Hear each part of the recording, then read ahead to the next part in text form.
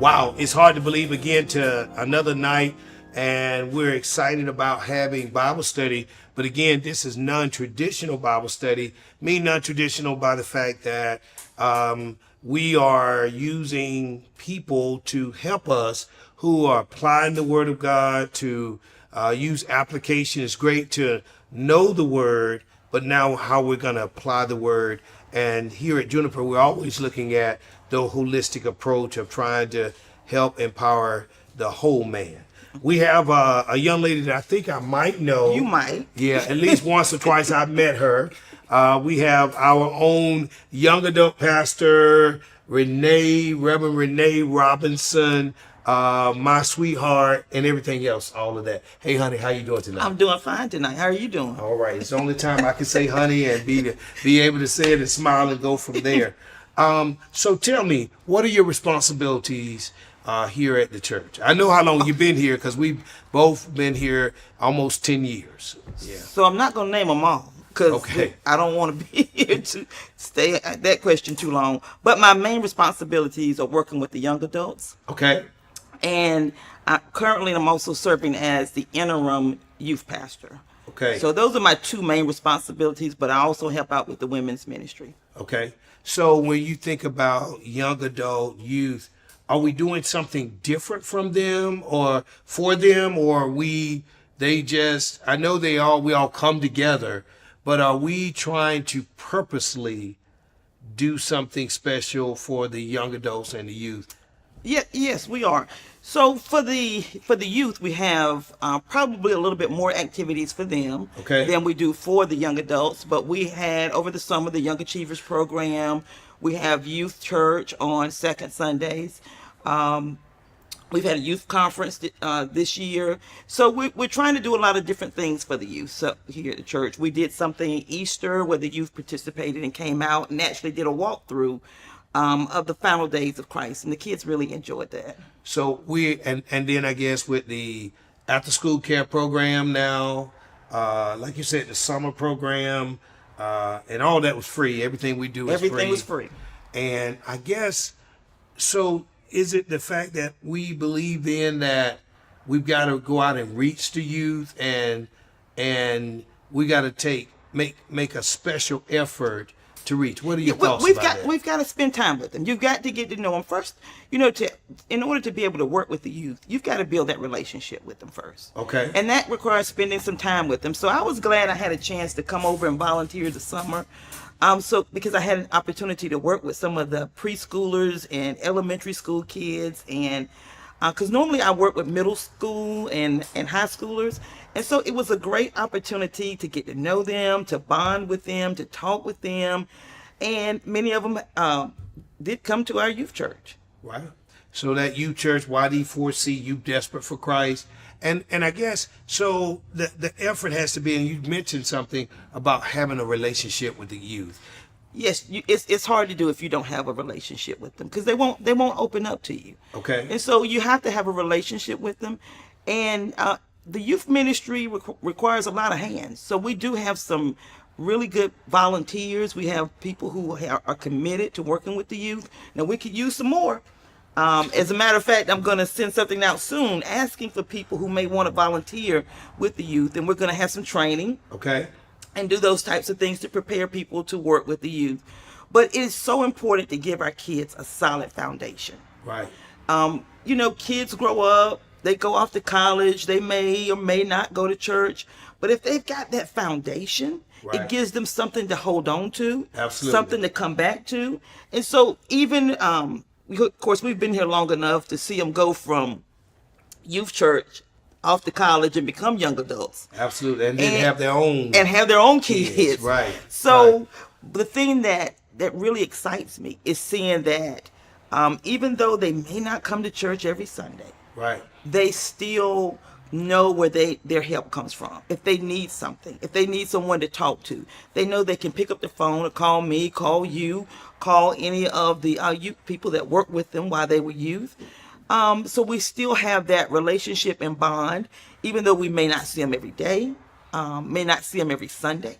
They still have that foundation.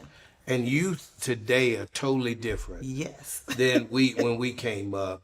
And I just think it's amazing that if you're not there for them crying out, and I think, for you especially, but for me also, but especially with you now from Cornerstone, we were there, Save Our Son and Sister Program. Yes.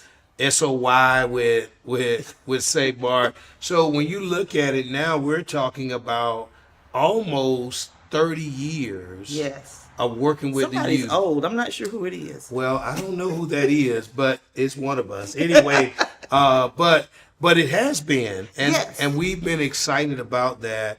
How about young adults? So almost statistically, everywhere you go and you look at church, it's somehow or another, as you just mentioned, when they get out of high school, they drop off somewhere from that 18 years old to around 30. What are we doing, and why should we go after the young adults? Because I know you're the young adult pastor and working with the youth, but why young adults? One of the things I noticed is that churches start to panic when they see that group of kids, youth, young adults missing. But I had to sit back and think about, where was I at that age? Where was I in my 20s? Now tell me. Where was I going? Curious minds want to know. Because there have been studies done, and people are talking about the great dropout, and that young adults don't want to come to church. Right. And I started asking myself, wow, where was I in my 20s? And was the church really my priority? And the answer is no. Wait a minute, you mean the first lady and it wasn't Yeah, church I when you brought? hate to admit Come on now. Wasn't my priority in my 20s. Right. But when I got into my 30s, started to get a little bit more settled, I came back to what I knew. Okay. So that foundation that I had was really important. And so I don't panic when we don't see young adults in church every Sunday, because they're still trying to find their way. And so a lot of times with my ministry with the young adults, they know that they can call me. Right. I tell them this: if you're working and somebody makes you mad, and before you do something that's going to make you lose your job, call me. Right. I will talk you off the ledge. Right. And if I'm in the middle of something, I will text you a prayer. Right. Because sometimes that's really all they need is some encouragement. Right. Because they're really trying to find their way. Right. And even if they found themselves, they're trying to build their lives. They're trying to build their futures. They're working in jobs. And, not every job is, allows you to be off on Sundays. Right. And so, and then with them being able to see it virtually, it doesn't mean they're not coming. They just may be watching virtually. Right. So I try to encourage them, let them know that I'm there. Okay. I'm a listening ear. Okay. I don't have all the answers, but I can point you to the book that has the answers. Okay. And I send out daily on band. I have a young adult band. Okay. And on band, I send out words of encouragement. Okay. Every day. Every day. Well, I might miss a day or two. Okay. But, if I get too busy, but right. Most days. Most days. Most days. We sending out information. I send something out, and sometimes it seems like, well, man, maybe does this even matter? And when I feel like that, I'll get a text message from somebody that says, man, I don't even know why you posted that today, but I needed that. Okay. And so then that encourages me. Right. Because I want to, as far as the young adults go, I want to build something with the young adults. Okay. That's going to last. Right. So I'm not the type of person that wants to jump on every fad. Right. Don't jump on what everybody else is doing. Right. I really want to hear from God. And I've got a couple of things that I'm thinking about, Pastor, that I'm looking at doing with the young adults. And one of the things is building a community. Okay. It's building an online community for young adults where they can network with one another, talk about jobs. And my part would be a little bit more on the spiritual side, to provide that spiritual guidance. Okay. With them. I also have young adult Sunday school. Okay. So we discuss the Sunday school lesson from a young adult perspective. Okay. And we also have a Bible study that's young adult and the women kind of combined.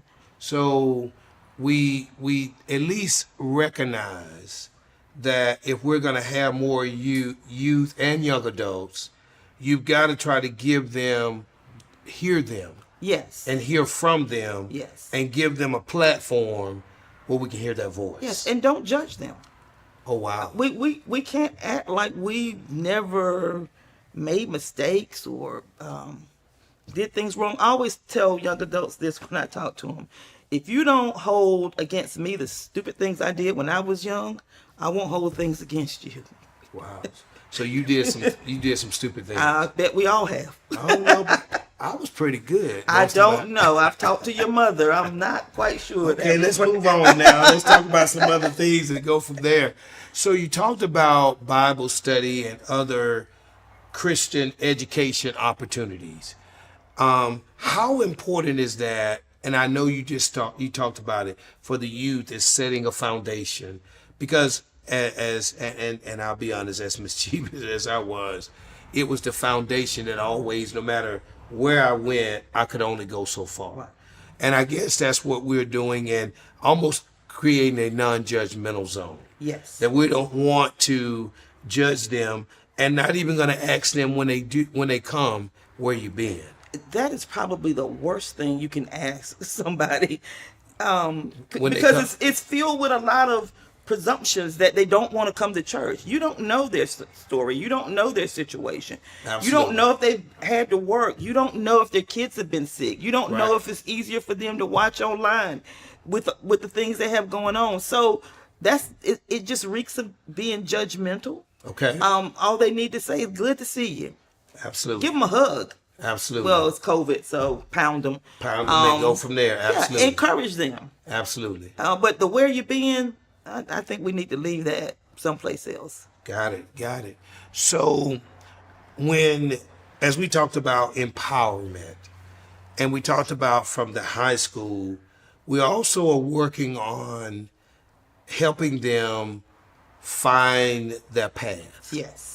And we've talked about helping them find their spiritual path, but you also were talking about work and all of that. And I think one of the other areas that we're trying to get them in is to understand from high school to college, and that's not always everyone's path. However, it could be vocational, yes. Learning some things, because look, there are some things that we're going to always have to have. And what are we doing? What can we do? I know we talked about the different programs, and over the summer we were able to take them to Wake Tech, and over the years we've taken them to different colleges on trips. But is there something that high schoolers could be doing in high school, getting college credit? Yes, they can do the dual enrollment. And I forgot to say that after you retire from one, I guess you're at that great historical St. Augustine University. Yes. All right. So tell me, do you have students currently that are in dual enrollment? Yes, I do. We have students from the Young Women's and Young Men's Academy here, and so they're high schoolers. Okay. And they're taking college credits. Oh wow! So these are the same college credit. Yes. That would be if they were in college. Yes, and they'll finish with a 2-year degree, and then most of them go on to a 4-year school.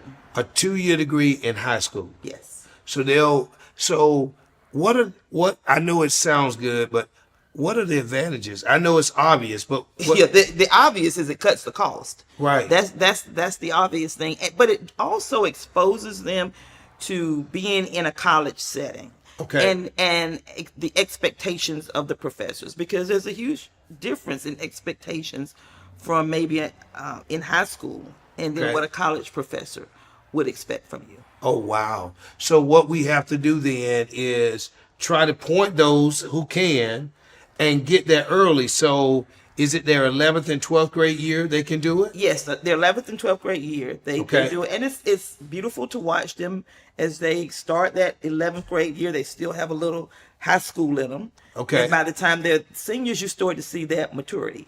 But, you just don't see that with them. I see that with the college students that come in as freshmen. Because I teach freshman level courses, of course, intro to criminal justice, and I like that because I like meeting them when they're freshmen and they're still trying to figure out their way and still need some encouragement. So when we start, then we've got to help youth who is soon to be now a young adult, help them navigate through college, figure out what it is that they're going to do. How, when you look nationally, it seemed that very few are actually getting it, going to college.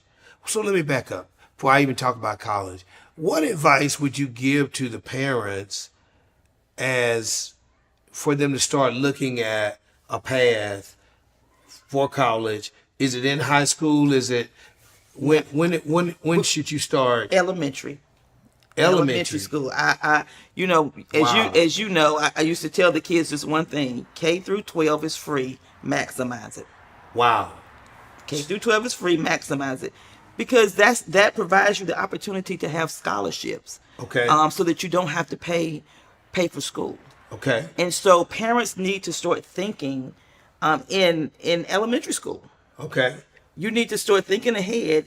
Even when they start getting into 4th and 5th grade, if you could get them into some of the kind of advanced classes, STEM, as soon as exposing them, because you don't know what the kids may like or may have a natural inclination to be able to do well. Okay. So exposing them to different careers. Okay. When they're young. Okay. And exposing, like we had Dr. Jenkins come. Absolutely. And having those kids exposed to being a scientist, because people don't generally think of females as being scientists. But that is a field that is wide open. Yes. So start them and when we start them in that, trying to help them find a path. What else? And we talked about dual enrollment. And they finally, say, well, I'm going to college. And we do need to know that there are short-term programs. Yes. That could be continuing ed. For instance, we partner with Wake Tech, and we're able to get different programs that are more short-term, less than a year. They can get into different programs and walk out with having a career. But if they're going in that curriculum path, what would you say? Is there any advice that you would say? Because where I'm headed is, how do we help where someone who will start, how do we get them to a point where they can finish in 4 years? Because 4 years is not the national average anymore. And for where I went, we had professional students that might have been there 6, 7, 8 years or so for the 4-year degree. I'll tell you, there's some programs that are going to be 5 years. Okay. There are just some programs that it's just going to take you a while to finish because of just all of the work you have to do. Okay. But I tell kids coming in, let's do this in 4. Okay. Let's not make it cost you any more money than it needs to. Okay. And so one of the things that I realized very early on is that kids went to college, and I would ask them, have you seen your plan of study? Okay. And they looked at me like, what is that? Oh, wow. And I'm like, your plan of study will tell you what classes you need to be able to get out and have the degree that you're trying to have. I don't know if I ever saw my plan of study. So that's the first thing I tell kids. And they should see it, because their advisors generally will go over it with them. But I don't think the kids I don't think it sinks in that this is like my ticket. Right. I got to punch all of these holes right to be able to get out.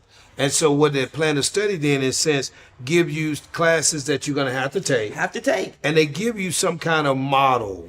Yes. If you could take these at this time, this is the way to get out in 4 years. Because if you're at a small school, not every class is offered every semester. Oh, wow. So you have to know and understand how your classes are structured and rotate, because if you don't, you may end up having to stay an extra semester to take a class because it's not offered. Oh, wow. So that's why that plan of study is so very important.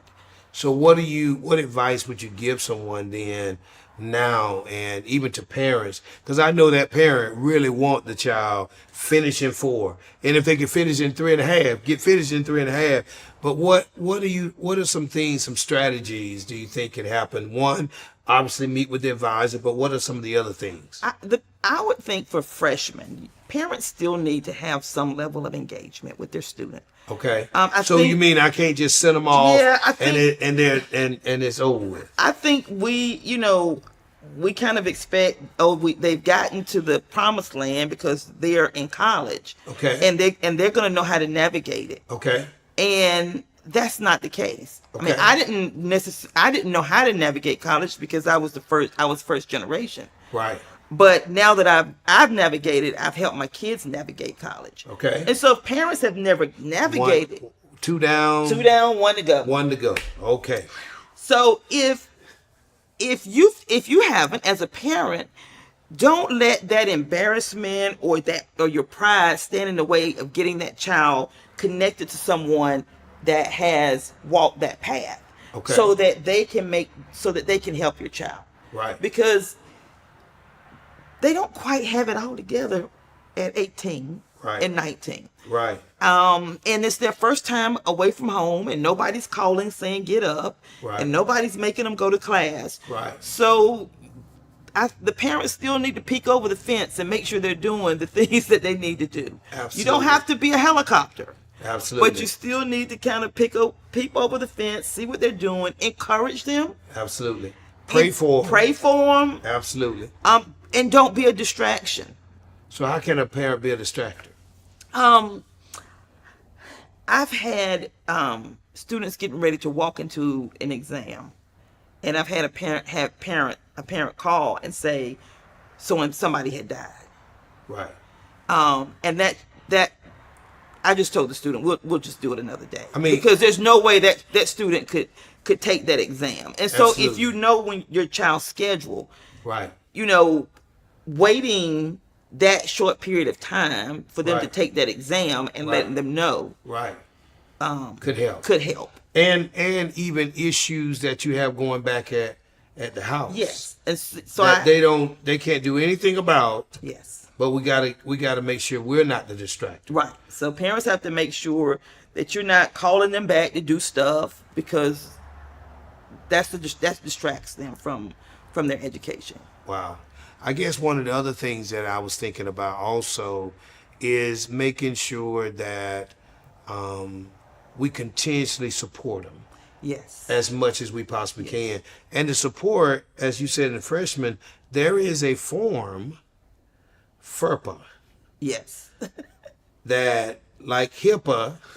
If you don't sign that FERPA, you do not get any information as a parent. And so, especially if you're paying. If you're paying, it doesn't matter, because I've had parents say, I'm paying the tuition. I need to know. I'm like, I'm sorry, you're not on the FERPA form. So that's another piece, is to help them is make sure they sign that FERPA. Yes, and make sure you are on that FERPA. Make sure both parents are on the FERPA. Oh, wow. Because I ran into a situation where the mother was calling. Right. I couldn't tell the mother. Right. But I said, if your husband calls, I can tell him. Oh, wow. So the FERPA allows them to also, you could talk to them about grades, how they're doing. You can see their grades. Yes. And if they are struggling, you can help them early on. Yes. But you can also ask your child for the password to their stuff to be able to see it yourself. Oh, wow. Oh, wow. If you're paying. Okay. If you're paying. So as we are still moving forward with this, the college life itself, what would you say, is it still a struggle? Yes. For kids to make it through? It is, and I think even more so now. But colleges do have places where kids can go get some mental health, because it can be very stressful for college students. And as a professor, I've encouraged my students, if you're feeling that stress, you need to go and get some help. And there's nothing wrong with getting help to get you through these difficult times. Because they are difficult. Yeah, because you got a lot on your plate. Yes, and not everybody is used to being away from home. And not everybody is. Some people are introverts and they don't have friends, and so you want to make sure your child's not sitting in a dorm room alone, with no friends, with missing home and depressed. Wow. So you do have to check on that child to make sure that they're okay. And sometimes you may just need to go lay eyes on them, because a kid may tell you they're doing fine, right, and they may actually be struggling. So we might need to even take them out to eat. Yes. And just go check on them and just show them that you care, and go from there. Yes. And so I'm gonna put a plug in for St. Aud, because that's one of the things that I love about being there, is that with it being a small school, and it's a Christian school. Okay. It gives me an opportunity when I see kids struggling, to let them come into my office and talk to them and encourage them. Okay. And just let them know that they can do it. Got it. Because college does it's hard, and the further you go, junior, senior, it gets even the more classes difficult. Get more difficult. Right. And kids may get to a time where they want to drop out and they want to quit. And so being able to have that time to say, come in my office. Let's talk. Let's talk. Let's talk. Let's talk about this. Let's see what we can do, right, to help you. And sometimes they just need to vent. Sometimes they just need somebody, a listening ear to help give them some direction, okay, and some encouragement. So what is it spiritually? What do you think you spiritually need to be successful at college? A relationship with Christ. Oh, wow. Yeah. A relationship you need a relationship with Christ. A relationship with Christ may not entail being in the church every day, but you need a relationship. Right. There are Bible studies. Okay. We have chapel. Right. There may be some a professor that you can go to for spiritual guidance, but that they still need that connection to Christ. Right. When they're struggling. Right. And I think we also want to have an outlet where people feel like they can still call and text and go from there. And I think that's that foundation I think that we're trying to set here at Juniper, and other churches are doing very similar, but to try to let them know that it's okay. Yeah. That we will help you get through it, and don't make it that big, because we know that suicide, for instance, is on the rise, and we know that we just want to be there to help and go from there. Adulting is hard.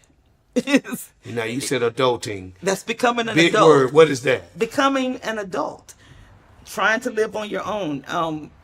Particularly look at the price of apartments, and it's difficult. It is really, and it can be very stressful. Right. For these young adults. Right. And so right now, I really just want to be a listening ear. Okay. And let them know that I'm here. I'm available to be here for you, to encourage you, to remind you that God has need of you in his kingdom. And I often tell one in particular that I'm never going to give up on you. Because sometimes they give up on themselves. I say, I don't care how much you try to make me give up on you. I know what I see in you. I know what God wants to do through you. And I'm never, ever going to give up on you. That's powerful. I'm never giving up. And, I just thoroughly enjoyed tonight. We really thought that tonight was really going to be about saying to our youth, saying to our young adults, man, we care about you. Yes. And that you have an outlet, and let us help you, even if it's not you or some of the team, if it's not me, let somebody help you, guide you, help you navigate through life. Yes. Because you can do it. And I just thank God for you tonight. I thank God that God got you serving on the battlefield, and yes. Just when you thought, man, with the youth, God continues that just happened to be ministry. Yes. I thought I was going to do some different things, and God circled me right back Absolutely. Around to the babies. And absolutely. I'm grateful. Absolutely. Because it's an honor to serve in the kingdom. Wow. I don't take it lightly. Absolutely. I don't take it lightly when God gives me an opportunity to serve. Absolutely, because youth are a gift from God. Oh, yes. And they're precious. And they're precious in His sight. Precious. Man, it's been great being with you all. To God be the glory for the great things that God has done. We've been here talking about youth, parents, any other thing we could do. Please let us know. And remember, our youth and young adult, we got you. Yes. Well, see you next week. To God be the glory.